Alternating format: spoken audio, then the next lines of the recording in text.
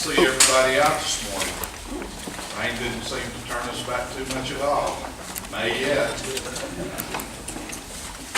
I tell you what, last night I had 3 of my orange and white ties laid out to wear that I told my son I'd never worn for a basketball situation. Appreciate that, man. They're still laid. Oh, poor Dad. I got Tennessee got manhandled. Was that a basketball game or a UFC fight? I know what that's about. That was a sure, well, I don't know. But that's congratulations. So, anyway, how big-hearted we can be. But we'll see what happens next. We're glad everybody's here today. We're glad that we have visitors. We hope you'll enjoy being with the members of our class. This is a really good group of people. Delighted to have Gordon and Diane with us today. If Al was just here, then I'd be like Al and Gordon and the bishop. That'd be like going before your professors to do an oral exam. Some of you all have probably heard me say this before, and I say it with deep seriousness. Although you've slept since I said it, so I imagine you forget some of this stuff. I had come to a time in the early 1970s where I was ready to leave the church. I was a Baptist at that time. Baptist church was going crazy. And so I just was fed up to about here with it. I wasn't tired of being a Christian. I wasn't tired of being a follower of Jesus. But I was tired of the church. And Phyllis, who's much wiser than I am, says, well, let's give it one more try. And we tried around, and then we came and started listening to Gordon Goodgame. And I'm promising you, the reason that I've been in the church all these years, instead of stopping out at about 73, was Gordon Goodgame. And I really appreciate that. I got turned over, Bishop, and in my kind of coming through, they sent me to take psychological exams, which I thought that was a good idea. I passed all those, I would like you all to know. And Al was the person that I got kind of turned over to kind of move me through. But Gordon and I always have appreciated that. You had a huge impact on my life. Or maybe I should just tell the truth and say Diane really wrote good sermons during those days. Just remember, it was all of these people that had a role in that. But I appreciate you all being here. Let's see what we can make out of this. I think this is, to me, let me start with me. This is an important lesson to me. I hope it'll become so to you. Some of us who make presentations for a living or as a part of a calling know that making presentations to a group of people is not the easiest thing in the world to do. All kinds of different people come, and all kinds of different people have different expectations, and so having to try to relate to and meet the expectations of a diverse group of people is not very easy.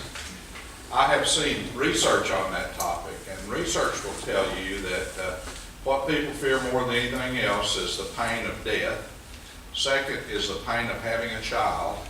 And third is the pain of getting up in front of a group of people and having something to say. And so I think that there's probably a lot of truth to that. I've learned this across the years. The first dynamic of getting up and talking in front of people is preparation. I had a seminary professor at one time that said for every minute you stand up in front of people and talk, you need an hour of preparation. I've seen that across the years to be about true. I've also felt like that anytime anybody will come to listen to you say anything, that you've got a great responsibility for their time and for their listening, and so you really want to be prepared. And so if I can say anything, and you wouldn't always have a reason to believe this, but when I stood up in front of you and run my mouth, I have been prepared. I knew a Baptist preacher one time. He was a minister at First Baptist Church in Knoxville. He thought that preaching was so important that all that you had time to do as a preacher was to prepare. And so he would go to a church if they had enough associate ministers and assistant ministers to take care of funerals and take care of Wednesday night and to take care of marriages. I mean, he stayed right in his study all the time and prepared. Now, later on in his life, he was in a much bigger and more prosperous church, so he did really well. Later on in his life, he also had an affair with one of his church staff, so I guess he wasn't always prepared. But I think that preparation becomes really, really significant. The second dynamic that I kind of have experienced across the years is that you can fail. I mean, you really can fail. You put yourself out there and you can really strike out every time you come to bat.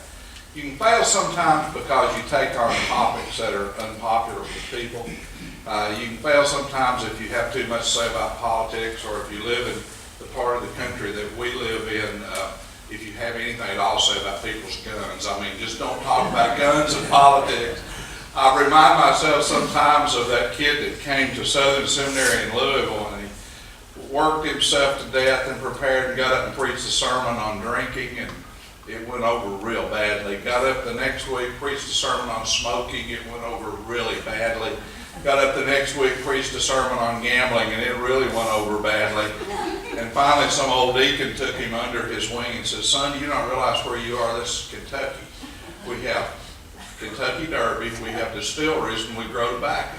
And so the kid says, "Well, what am I going to do?" And the old deacon says, "Well, next week try talking about witch doctors. We hadn't had any of those around here." And so I have failed when sometimes I have taken on the wrong cause or taken on and made some political statement. But at any rate, Jesus said, "Be instant in season, out of season." So I think there's some responsibility for that, and I usually apologize after. But where I think I have failed the most is I think that I have tried sometimes to accomplish too much in a lesson or a sermon, to push in too many ideas or to push in too many thoughts or let them get so pushed in together that they get jumbled up with each other.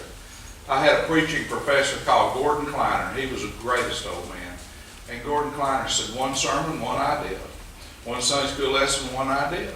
Don't try to get it all said in one time." And so I think that when I have failed, and you all have been the recipient of that sometimes, you've tried to do too much. Tried to do too much. Okay, enough about me. I wonder sometimes if Jesus had something of the same experience. I wonder if Jesus ever went away from some kind of speaking opportunity that he had and felt like he had tried to do too much, and he just crammed in too much, and he just had too much to say, and that people went away and it was all kind of running together. There's some possibility that may be exactly what takes place at the Sermon on the Mount. If you look at the Sermon on the Mount, you look at chapter after chapter of the Gospel of Matthew, and you look at Jesus taking on almost every kind of topic that you can imagine. And so I wonder if Jesus went away as a young man just getting started in his public ministry.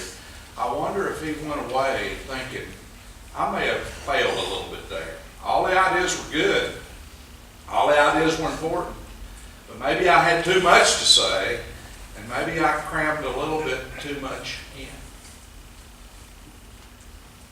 That may be the case, because it's not long, if we follow the timeline of Jesus' life as it's portrayed in the Gospel, that we find Jesus having a second opportunity to get in front of a group of people.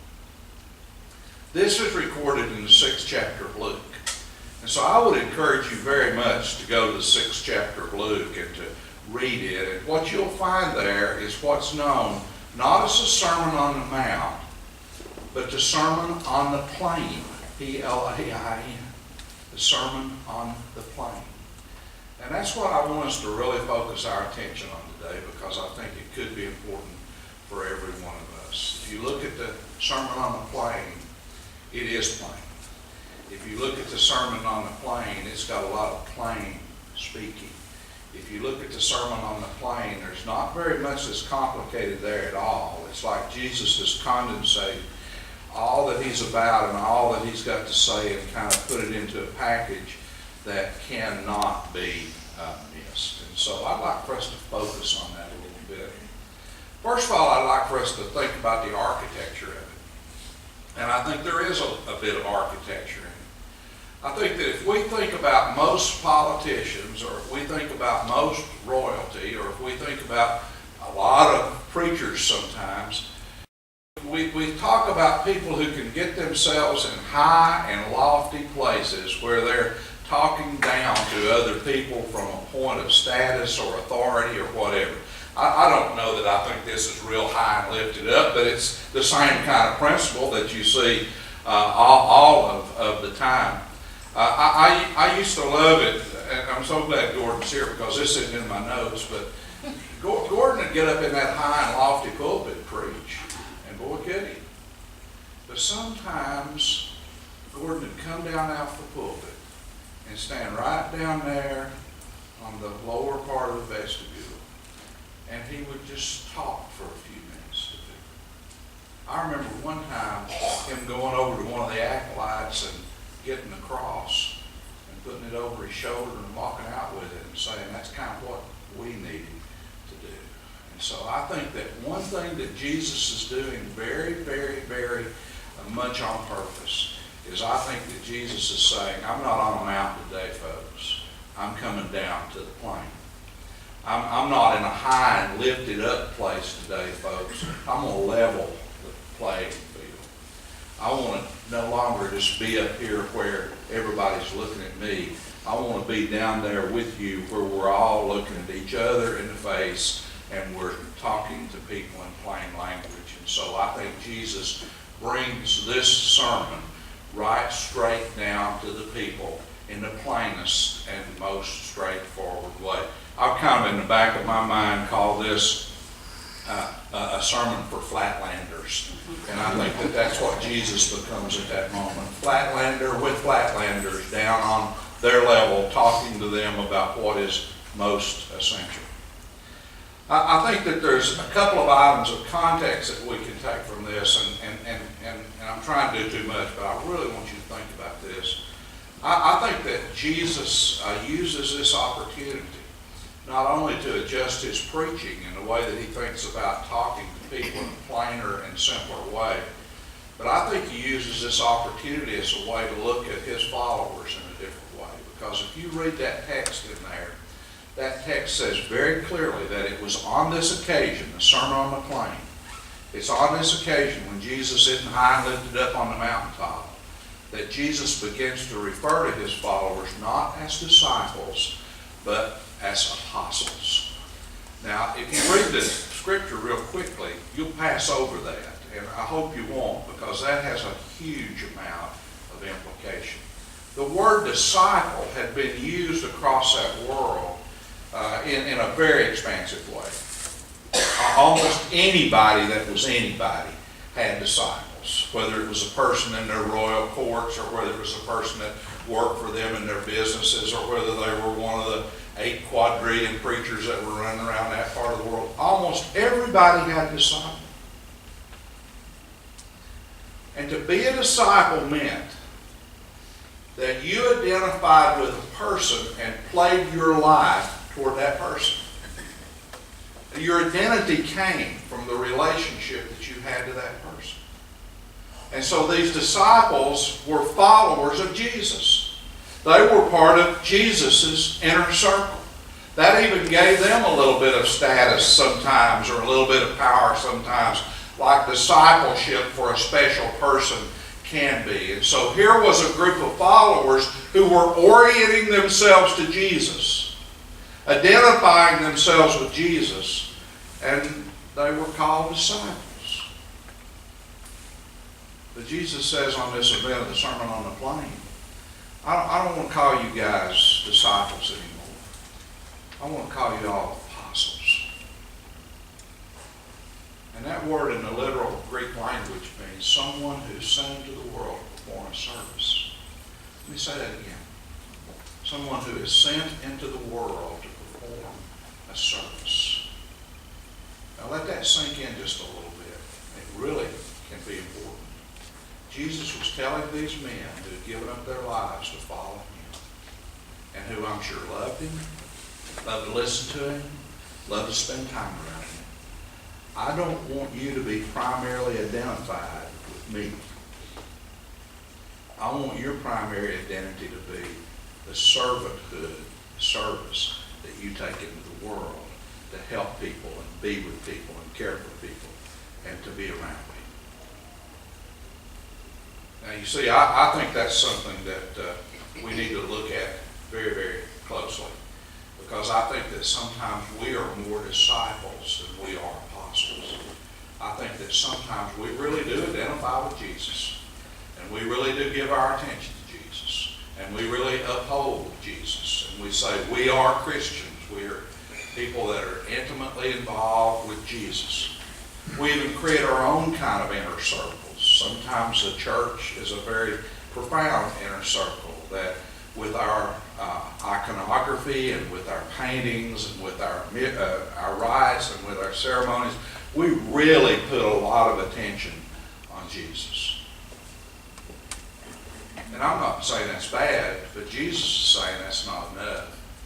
Jesus is saying, I don't want you to give all your attention to me. That's not what makes you my follower. I want you to be an apostle. I want you to be someone who is sent into the world on a mission. I want you to be someone who's sent into the world to serve and to help. That needs to be your primary identity, not just some kind of tight inner circle of discipleship that has all of its attention upon me. If you've got all your attention on me, you probably aren't moving in the right direction. If because of me, you've got your attention on how you can serve in the world, then you probably have gotten the story a little bit straighter. The sermon says, the measure you give will be the measure you get back. The sermon says, why do you call me Lord, Lord? Disciples do that and not do the things that I say. Apostles would do that. The sermon says, a good man out of the treasure of his heart, and perhaps the treasure of your heart is your belief in Jesus, produces good fruit. The treasure in the heart is not enough. Inner circle access is not enough. There must also be the production of work, the work of service as an apostle, the work of service going into the world. And then there's another kind of contextual element that's there in the Sermon on the Plain. I think we miss out something if we too quickly look over the fact that there is a crowd that is gathered there. There's a crowd that's gathered there. And the Bible very clearly tells us that the crowd that has come is there for three primary purposes. The crowd that has come is there for three primary purposes. First of all, there's a whole bunch of those people that just come to see Jesus. Now, I understand that. I wanted to see the Grand Canyon. I wanted to see the Statue of Liberty. I wanted to see the New York City skyline. I wanted to see Lukenbach, Texas. I mean, there's a lot of things that I wanted to see.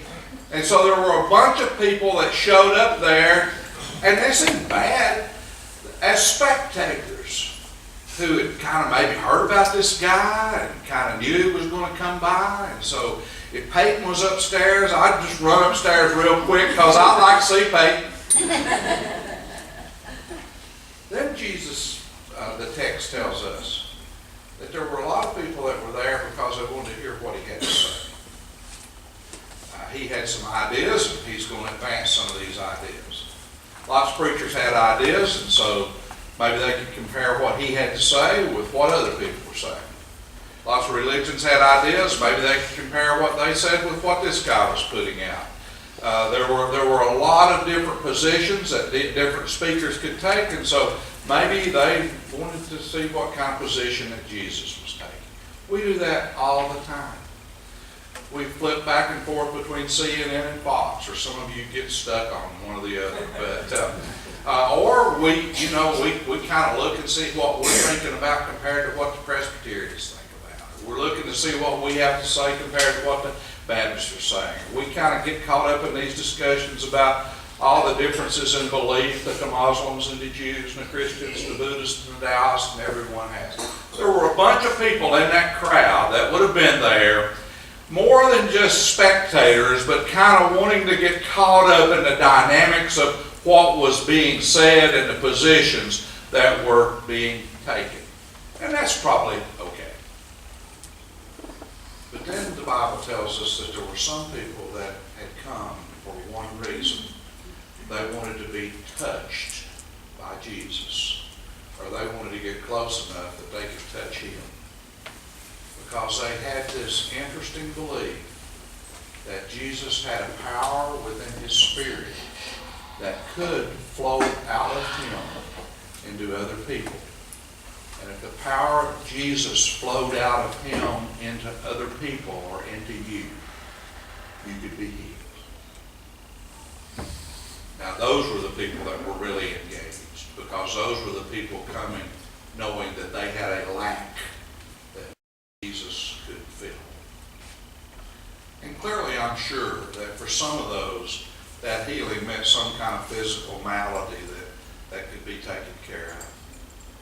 But in the Greek, the word healing means whole. And so it may be that some of those people weren't blind or crippled or lame or something like that.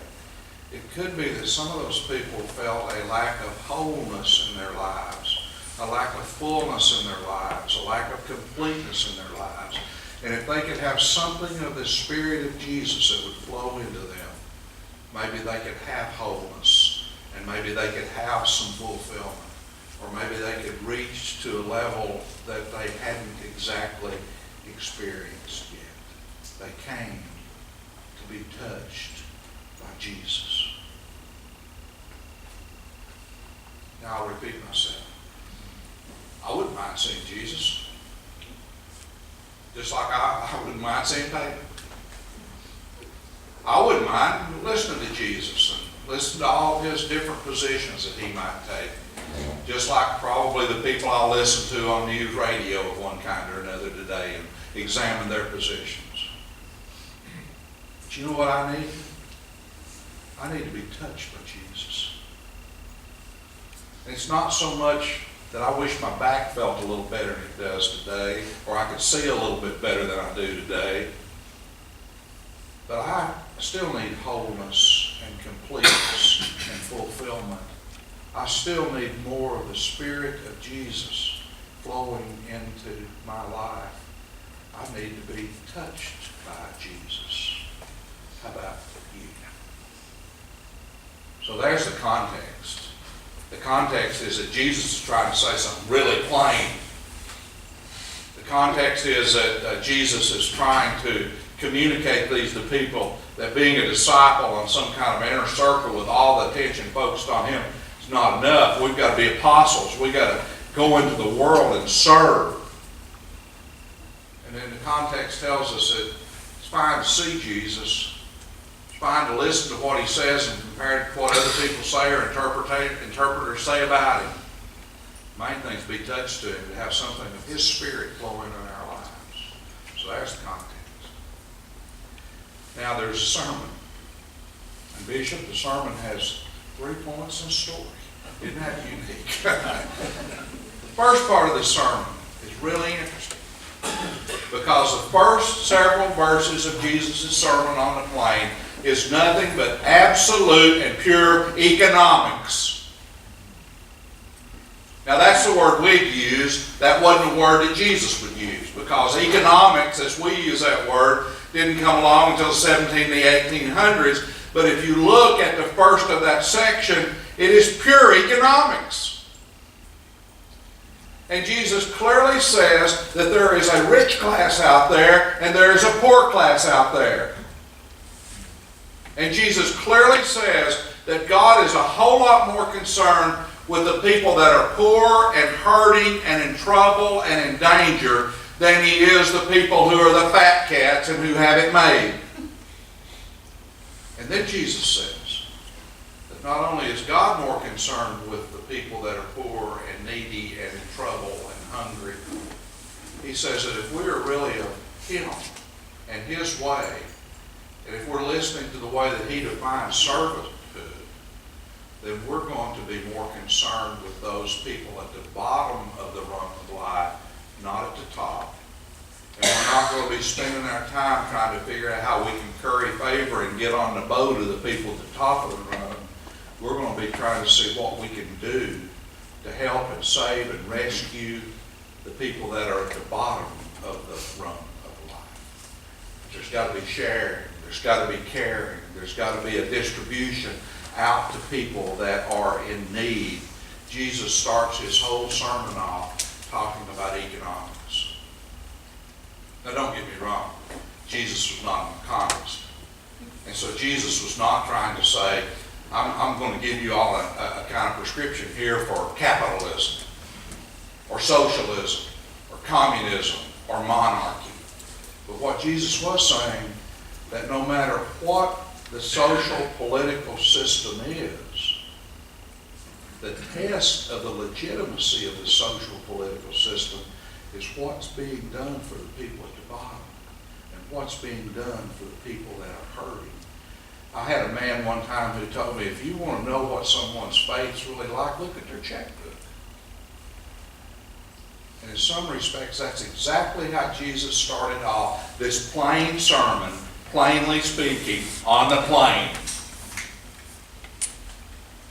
In the second part of the sermon, Jesus tells us not simply what we're supposed to do, but how we're supposed to go about it. Not what we're supposed to do, that's clear, but how we're supposed to go about it. And that's where Jesus brings together those very, very significant characteristics or attributes of a follower of His. He says in this Sermon on the Plain, turn the other cheek. He says in his Sermon on the Plain, don't judge, and you won't be judged. Don't condemn, and you won't be condemned. Forgive, and you'll be forgiven. He says in his Sermon on the Plain, don't worry about the little splinter that's in somebody else's eye. Worry about the log that's in your own eye. He says in the Sermon on the Plain, produce good fruit. He says, do what I say. That's the second part of the sermon. And then in the third part of the sermon, he tells us what the result will be. What the result will be if we become apostles. He tells us what the result will be if we become true followers. He tells us what the result will be if we move beyond an inner circle of discipleship and go into the world to serve. And that's where his story comes in. And Jesus said, if you'll do what I've tried to outline in this sermon, he says, you'll be like a man I know. This man built his house. And this man built this house on foundations that reached all the way to the bedrock. And when the floods came, Jesus said, and when the streams overflowed at this man's house, that the house didn't move because its foundations were attached to the bedrock. Then Jesus said, and yeah, there was another man, and he built his house on flat, level ground, didn't make a foundation. And when the floods came, and when the streams overflowed, Jesus says, his house was shaken, and then his house came down. In other words, Jesus was saying that if we follow his plain teachings, there will be a foundation in our lives that reaches to the bedrock. And not if the floods come, or not if the dam breaks, but when the flood comes, and when the dam breaks, we will be able to stand through it, and we'll be able to be strong. If we do what Jesus says in this sermon, there will be foundations in our lives that will reach to the bedrock. And I don't know about you, but But I need that.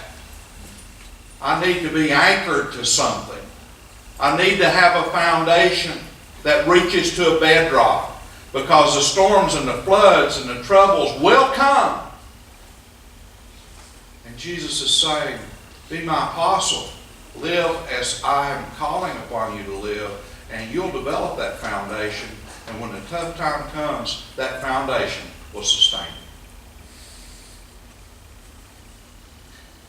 Now I'm about finished. But then there are two words in this Sermon on a Plain that I think are the focal point of the whole deal. Now I want you to think about this. There's two words that are indispensable. When Jesus is talking about the guy that has the foundation that goes to the bedrock, Jesus says these two words. Jesus says, he dug deep. Now I know, Ruth, it should be dug deeply. Dug deep.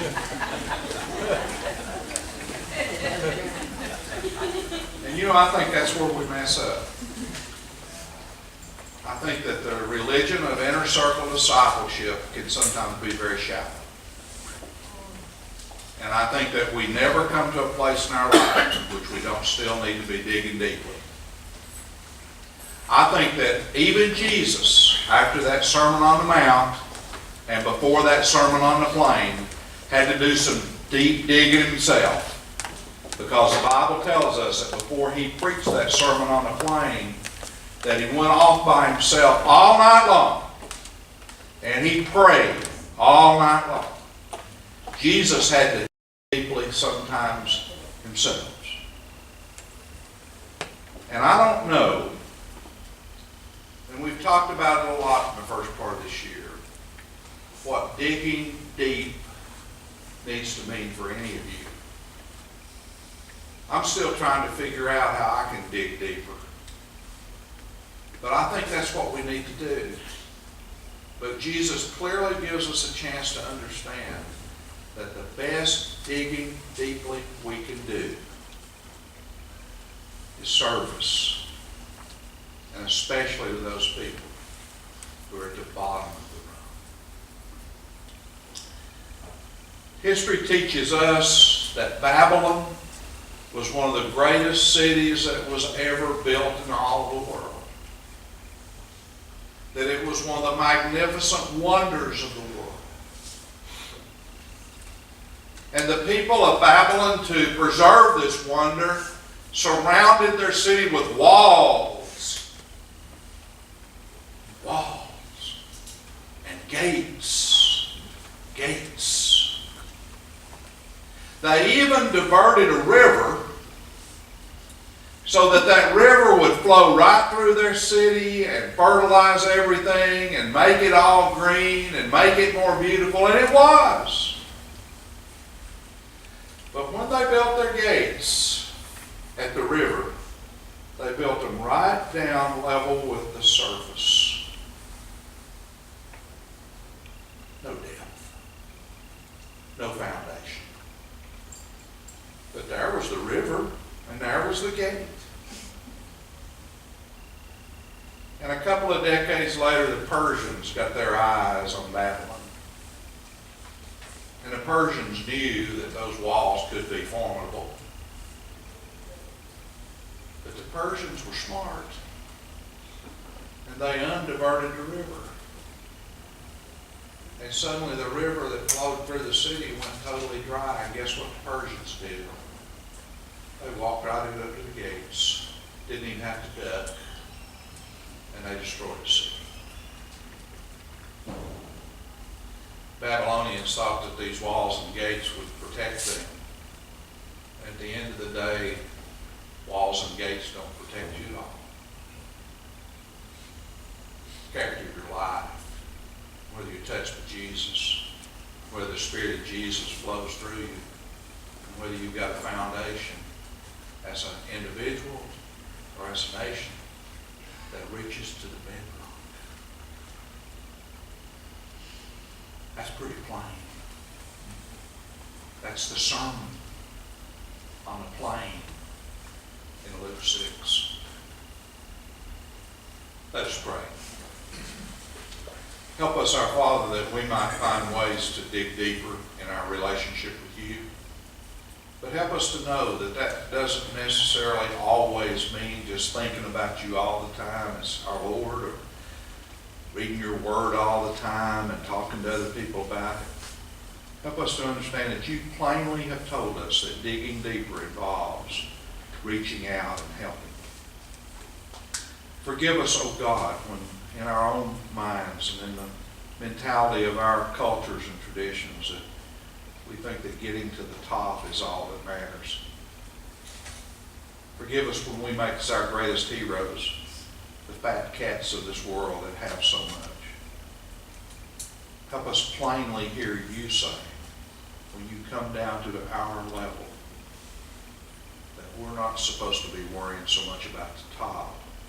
We're supposed to be reaching to the bottom, where there are people that are poor and sick and hungry and needy and excluded. And we need to be building pathways to these people to help them.